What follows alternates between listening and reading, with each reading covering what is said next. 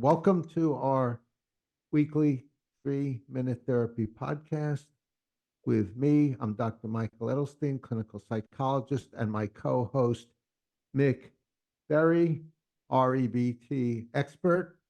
So, Hi. you may be wondering what REBT is about. REBT is rational emotive behavior therapy, the first cognitive behavior therapy to come on the scene in the 1950s. And it's based on what I call the first principle, which is that our emotions come from our thinking about situations, not from situations themselves.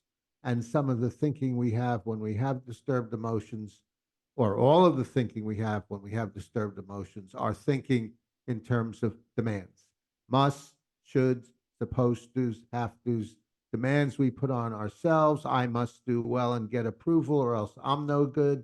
Demands we put on others. Others must treat me well, or else they're no good. And demands we put on the conditions of our lives. My life must be fair, easy, hassle free, exciting. And if it's not, then my life is no good. So if you have emotional disturbance, look for one of your musts, look for one of your demands, and question, challenge, and uproot your demands. And the reason you will always uproot your demands if you question and challenge them is because all demands, all musts and shoulds are fictions. They don't exist except in your head, and you can change your thinking. Mick, do you want to add anything to that? No, I just like how you said musts and shoulds are always fiction. And I think somebody could think of it this way: depression, anxiety, anger, rage are always based on fiction. And so it's always possible to get rid of them. Yep, yep, exactly. Okay, so today we're going to apply REBT to marriage anxiety. And people, when contemplating marriage or when in marriage, easily make themselves anxious. And the reason they easily do it is because they're imperfect humans who think and act and feel imperfectly. So, as we said, it's demands that cause anxiety. So, what are some of the demands that people have that cause marriage anxiety? One is, I need a guarantee I've chosen the right person. So, I've had clients that have waffled back and forth. Is this person right for me? Is this person perfect? Oh, I just noticed a problem with my prospective partner. Maybe it's wrong for me. Another one is, my love and marriage must last forever. Well, if we look at the statistics, marriages don't last forever. I think at least 50% of people who get married eventually get divorced. So if you have that must, then you'd be better divesting yourself of it. We must never argue. So I've had clients who have been on the road to getting married, engaged, and then they have an argument with their partner, and they think that's a deal killer. That this is proves the marriage is not a good idea. But again, people argue at times. There's no reason why you must never argue. If you're arguing all the time, then that might be a good sign. It also might be a good sign that you could learn some good communication strategies and uproot some of your demands. Mick, did you want to add any to that? Yeah, a lot of times I've heard people say, or at least believe, I think this is quite common, my marriage defines me, or at least defines a big part of me.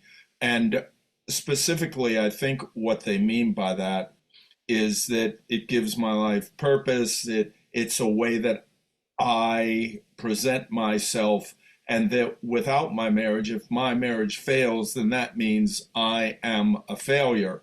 or I am no good because I'm no longer married, or I'm no good because I'm not in a relationship. So if somebody is thinking my marriage defines me, I think there's self rating going on in that idea. Yeah, I think that's a very good point. And not only if I'm not married or I get divorced, that defines me as a bad person. But the other side of the coin, if I am married, this proves that I'm acceptable, I'm a worthwhile person. So you could have both sides of the coin. Nick? Yeah, and I have a friend who is a Freudian psychologist, and we know what we think of that crowd. And he once told me that he thought a sign of mental health was being able to have a relationship with another person, which is utterly ridiculous. But that's what we expect from the Freud crowd anyway.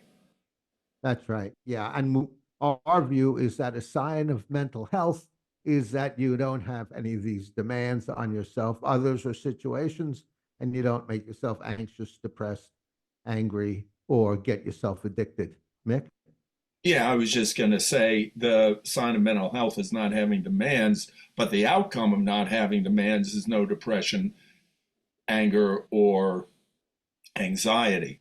And when we say anxiety or anger, most people can get confused by that. But if we use the term rage, then I think everybody agrees rage is not a good idea.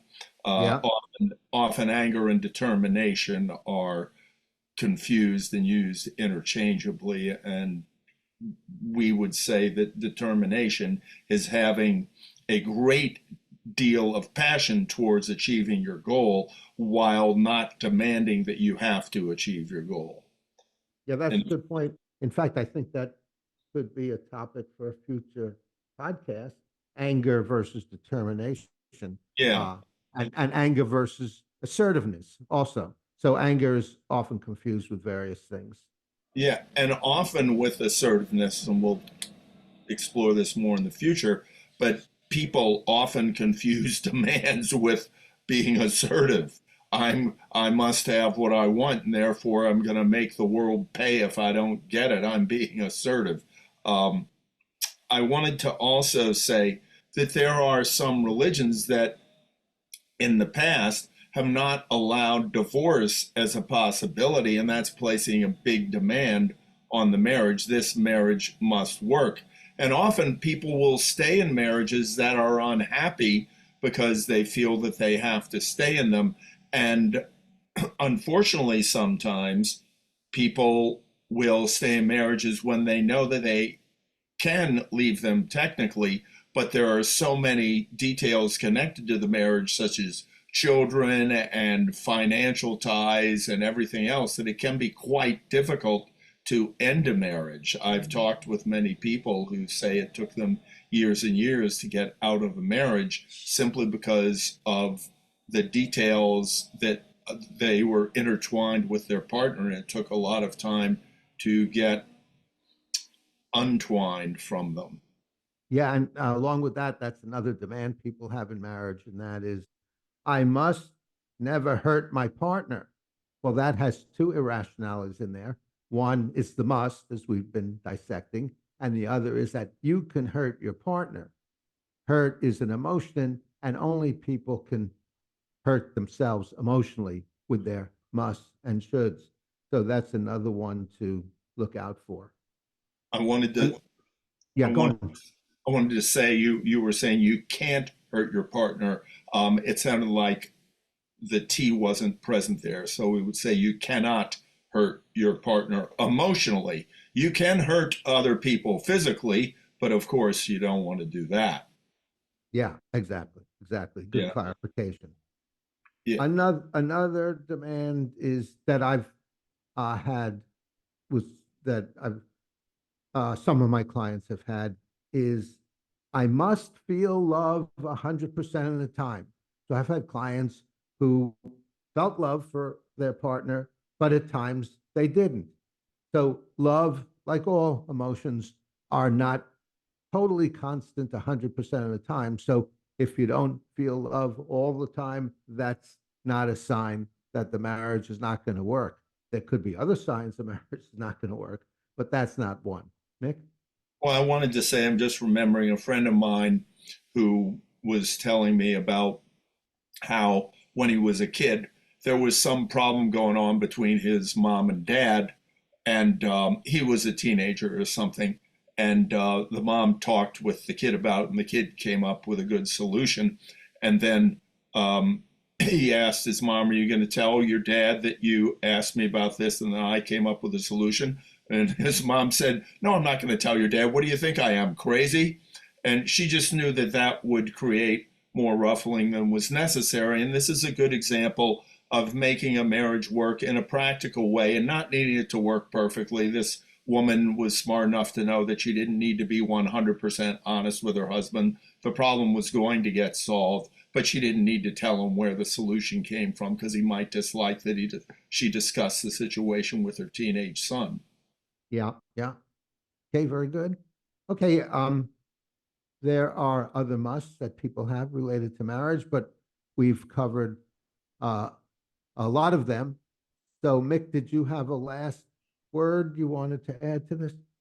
Well, I've got a friend who's been married probably over 20 years and very happily married to her husband, but she once said to me, "I think fighting's good," which was kind of a surprise to me.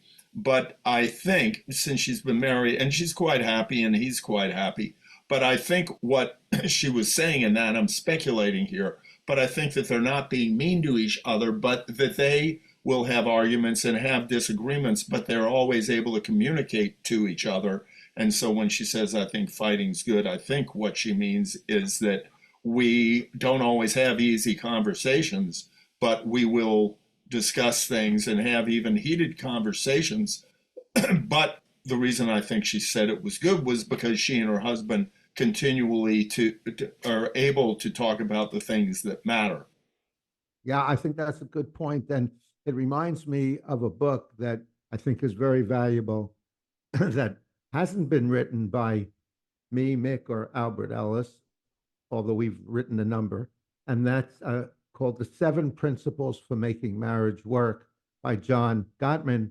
And he talks about what you just said, Mick, that fighting or arguing or disagreeing is not a death knell for a marriage. Marriages are not are never perfect. Mick, you had a last word? Well, I wanted to say that in that book, he talks about how in studying couples, he wasn't surprised to see that the couple that communicated in respectful ways and said, "This is what I'm thinking," and listened to the other person, they had successful marriages. But he was also surprised to find that couples that often would not even discuss problems at all would have successful marriages, and couples that would go at each other head to head would have successful marriages. But he does point out that the couples that would go at each other head to head still maintained respect for each other and they didn't do any name calling or criticizing. They were able, he distinguishes between complaining and criticizing, and complaining is good, whereas criticizing, attacking the other person's character, is destructive. Yeah, that's a great summary of John Gottman's book, The Seven Principles for Making Marriage Work. Speaking of books, our mentor, Albert Ellis, has written over 80 books on marriage and many other subjects. So if anything we discussed piqued your interest, look at Albert Ellis's books. And I've written 5 books. My most popular one is called 3 Minute Therapy. And Mick and I wrote a book together called Stage Fright on Overcoming Public Speaking Anxiety. And I have a website, 3minutetherapy.com. And if you'd like to be a guest on our show, let us know. And if you like this podcast, give us a thumbs up, suggest subjects in the future, and volunteer to be a guest. We've had some guests, not recently. And subscribe to the 3 Minute Therapy podcast to do what, Mick? To stay on the rational side of life.